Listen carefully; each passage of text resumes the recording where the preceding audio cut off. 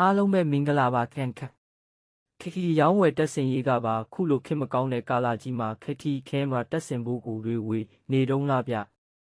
ခခီခဲမရာဆိုတာမိမိတို့ရဲ့စက္ကနေလို့ပါပဲကိုအိမ်မှာမရှိတဲ့အချိန်တွေမှာကိုအိမ်ရဲ့လုံခြုံမှုကိုစောင့်ကြည့်ပေးနေတာပဲဖြစ်တယ်ကျွန်တော်တက်ဆင်ပေးခဲ့တဲ့အချို့အိမ်တွေမှာဆိုမိမသားတေကြီးပဲနေတာလေးတွေရှိတယ်ဗျာသူတို့ကျွန်တော်တို့ကိုခေါ်ယူပြီးခခီခဲမရာတက်ဆင်ခြင်းတဲ့အကြောင်းလေးကရက်ွက်ထဲမှာတခိုးလို့အော်တန်ကြတာနဲ့သူတို့မှကြောက်နေကြရတယ်ညဘက်တွေဆိုတိတ်ပြီးအိတ်လို့မပြောတော့ဘူးပေါ့ဗျာညဆောင်လည်းမငားနိုင်ဘူးဟုတ်တယ်လေဗျာခုလိုခေတ်ကြီးမှာဆိုညဆောင်ငားရင်အနည်းဆုံးတစ်လကို3သိန်းကတော့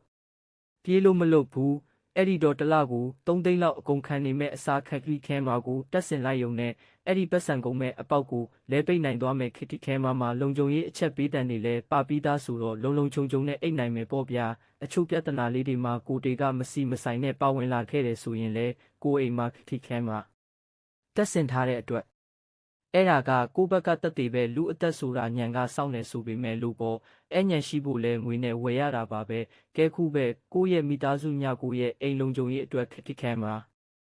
လေးတွေကိုတက်ဆင်လိုက်ကြရအောင်လားဗျာတကယ်လို့ခေါ်ယူတက်ဆင်ခြင်းနဲ့ဆိုရင်တော့ဖုန်းနံပါတ်3968443919ကိုခေါ်ယူတက်ဆင်နိုင်ပါပြီမတက်ချင်သေးဘူးခက်ခဲမှာလေးတွေရဲ့ဈေးနှုန်းလေးတွေကိုသိချင်တယ်ဆိုရင်Viber ဖုန်းနံပါတ်3968443919ကိုမေးမြန်းနိုင်ပါပြီနော်အားလုံးပဲအဆုံးထိကြည့်ရှုပေးကြလို့ကျေးဇူးအထူးတင်ရှိပါတယ်ခင်ဗျ